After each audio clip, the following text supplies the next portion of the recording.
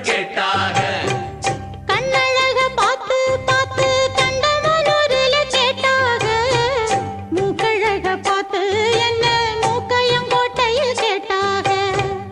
கோபமுள்ள பொண்ணு என்ன கோம்பையிலே கேட்டாக. பாசமுள்ள பொண்ணு என்ன பண்ணப்புறத்தில கேட்டாக. இத்தனை பேரு சுத்தி வளைச்சும் உத்தம ராசா ஒன்ன நினைக்கும் பத்தினி உள்ளமையா என்ன மானம்